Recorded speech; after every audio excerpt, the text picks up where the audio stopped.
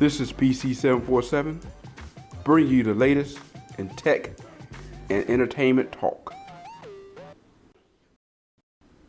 Well, we're dealing with a dead period here in tech.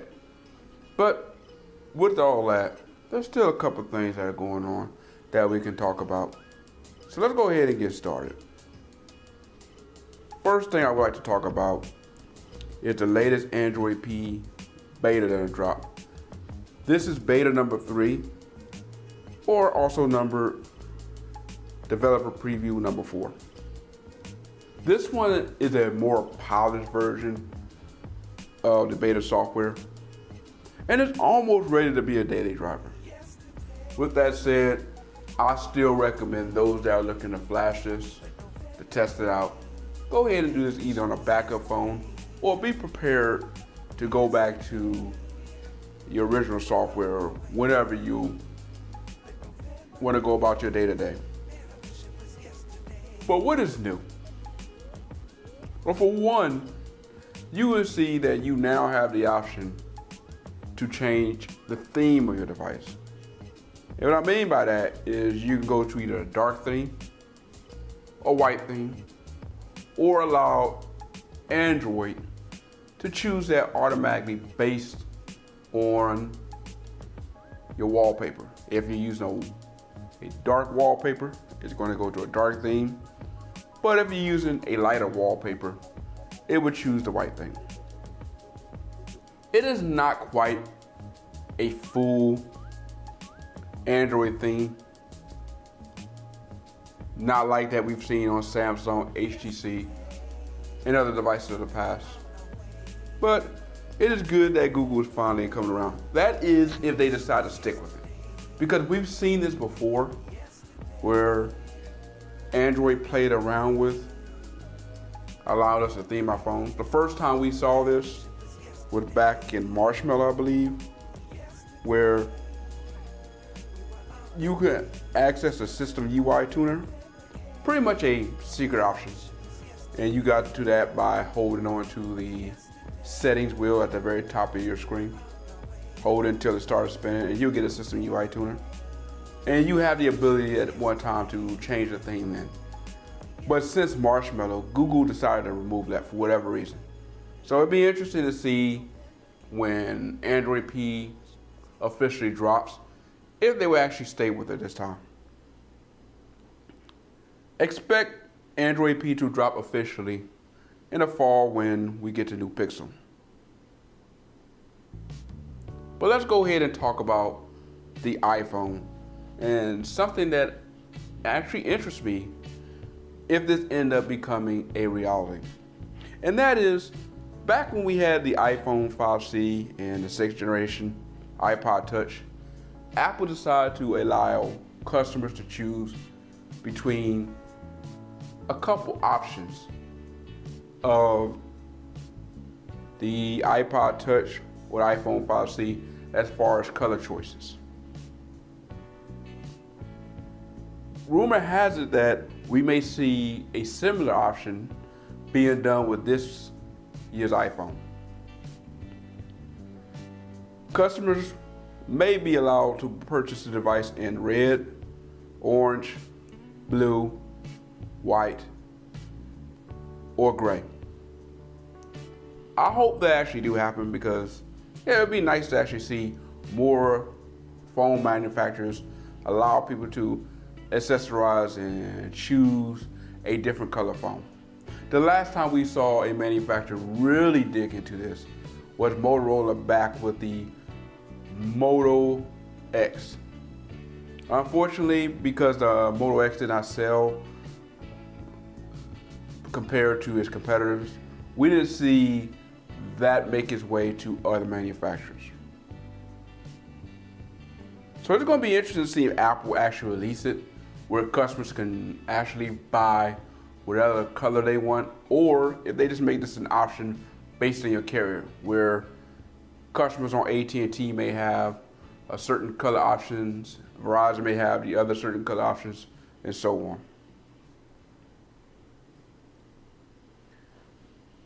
Let's go ahead and talk about the Samsung Galaxy Note. the phone that changed smartphones forever. The original Note is why we see phones that are phablet size. At the time when it came out, people criticized it for its size, felt like this was not what we wanted to see in a phone. And now we're seeing more phones that are of the size of the original Note and larger, and less phones that are hovering around what we considered normal size back then. So as the Galaxy Note come upon year number 9, and what set the Note apart from every other phone besides its size was the S Pen. Well, this year, we may see the S Pen get an upgrade. In the past, the S Pen wasn't powered. It pretty much reacted to the screen. But now it looks like Samsung may be changing that by putting a Bluetooth chip in it. This will open up the phone to a number of options that used to not be available with the Note. I look forward to seeing what abilities you will be able to do now with the new S Pen. And we will be able to see that come September 9th in Brooklyn, New York, where Samsung will have their press event.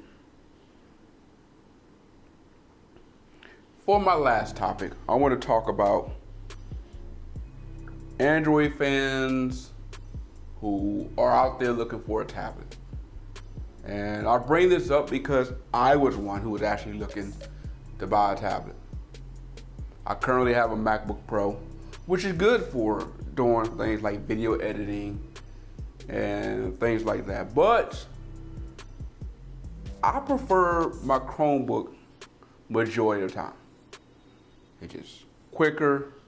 I don't have to really worry about time spent with updating software. It's a great device. Well, a couple months ago, there was talk about Chrome OS coming to tablets.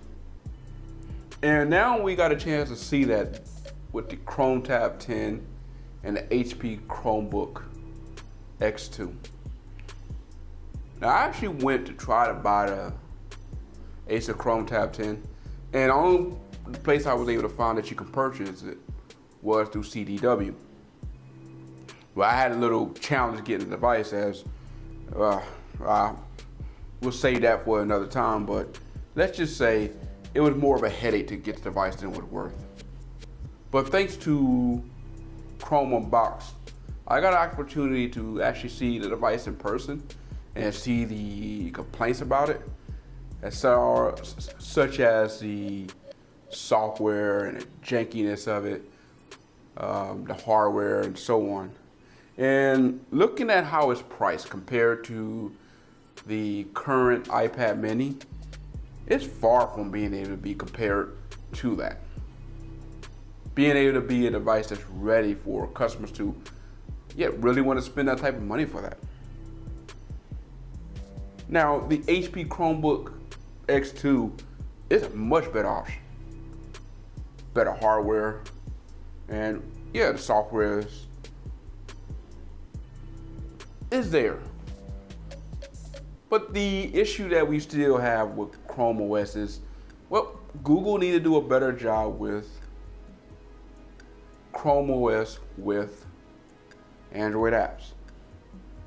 They still are continuing to push this, but it's not quite ready for consumers every day to really be able to trust Chromebooks or Chrome tablets as an everyday device. So it's really going to be in Google's court to improve Chrome OS as far as it running Android apps. Now, ever since tablets came onto the market, back with the Motorola Zoom and Honeycomb, different Android manufacturers, they made attempts. I mean, we saw some good ideas out there. Remember the Asus Transformer tablet? It was a great idea. a device where you can detach the keyboard and use it as a tablet, or put it back with the keyboard and use it like a laptop. Very good idea. But those who had one can attest to how buggy it was and janky the device was. And we see a number of devices. Acer with Iconia, and even Samsung with their Galaxy Tab, which, by the way, they will be releasing another Galaxy Tab this year.